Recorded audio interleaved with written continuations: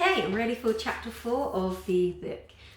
So the chapter 4 is called What Mr. Brown and Mrs.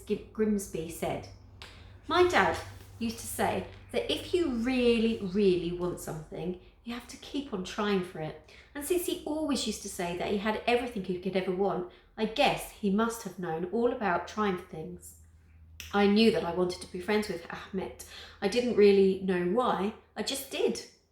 I gave up on trying to speak to him during the day because of all the seclusion he needed. But I figured after school was okay because Mrs. Khan had smiled at me and winked that first time. So every day for 2 whole weeks, I waited by the school gates at home time.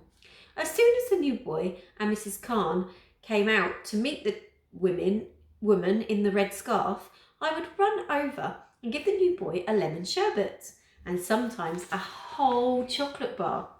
But no matter how many sweets I gave him or how much Mrs. Khan encouraged him to talk to me, the new boy never said a word. And he never, ever smiled back. Not even when I gave him a whole packet of white mice, which are my favourite. He just quietly took the sweets and stared at the floor, went and stood behind the woman in the red scarf, as if he needed to hide from me. Maybe he doesn't like sweets, said Michael on the Friday of the second week. Don't be silly, said Josie, chewing on her hair. Everyone likes sweets. Maybe he's allergic, said Tom. I'd never heard of anyone allergic to chocolate or sweets before, but then again, I was allergic to dogs when no one else was, so maybe he was right. After that, I decided to give the new boy my lunch fruit instead of my sweets.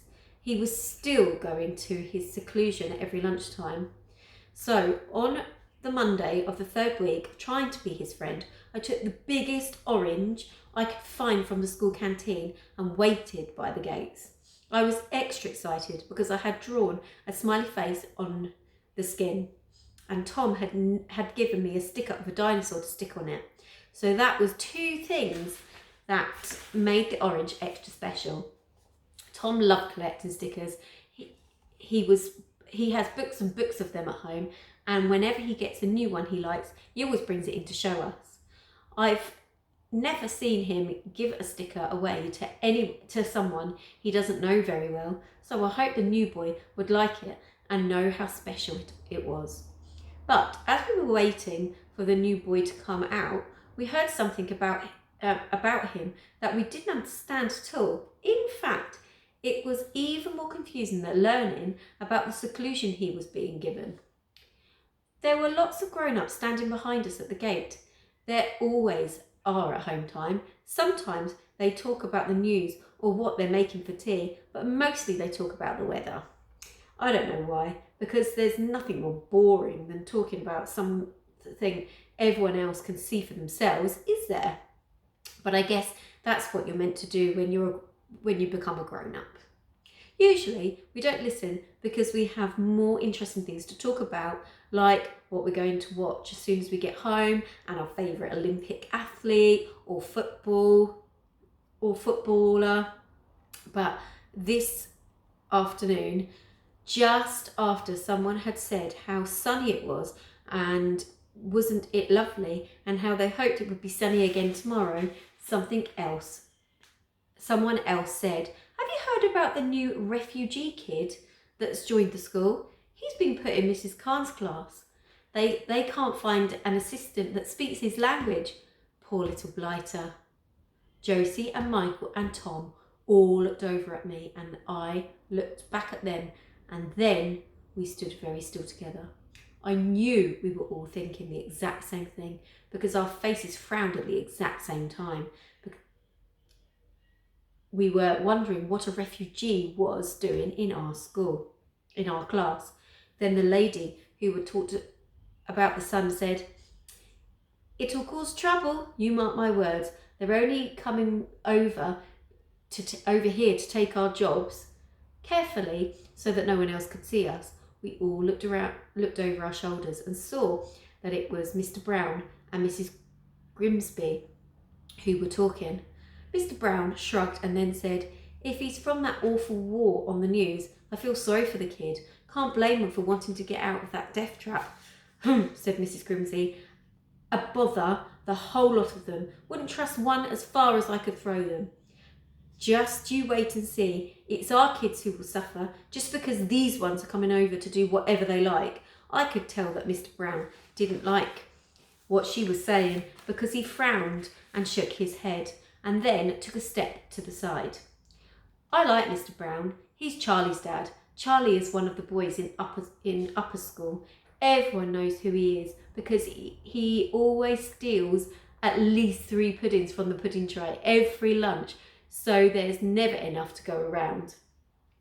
He's also famous for setting off the fire alarm to get out of the science test. He's always getting into trouble, but I don't think Mr. Brown knows about that because whenever he cries out, "Charlie, my old boy, what have you been up to today?" And Charlie says, "Nothing," Mr. Brown beams at him. Charlie tells everyone that his dad is a boxer, but I don't think that can be true. He has a long beard, and if I was a boxer fighting him, I'd just pull his beard all the time and win. I looked to the right over at Mrs. Grimsby, her face all sour and pink and angry, and decided I didn't like her very much. She's the grandma of a girl called Nellie, who is in the year below us. Nellie's one of the most popular girls in the school, mainly because she's won every burping competition the school ever had. She could even burp sing famous songs and is always challenging everyone to try and beat her. I was looking up at Mrs. Grimsby and thinking about all the things she had said when Josie suddenly poked me on the arm. Look!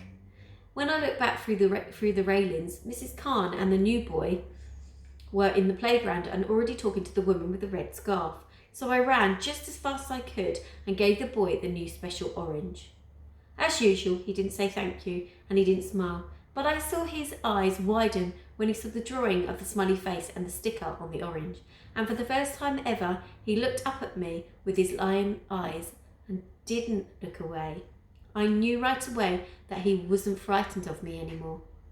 I stared back and gave a small smile. I wanted him to know that it didn't matter if he was a refugee kid. I still wanted to be his friend. I think he must have understood because he gave me a nod that no one else could see. I wished he had smiled back because you can only ever know that a person's really your friend when they like you enough to smile back at you. But it was okay because the nod felt like a promise, and I knew that I wouldn't have to wait too long before the smile followed. That's the end of that chapter. So he's a refugee. I wonder if you know what that is. If you're not sure, then you can ask your adults. But the next chapter is called The Refugee anyway, so I'm sure we're going to find out. I'm sure the children will find out in the book. Okay, so see you tomorrow for the next chapter. Bye-bye.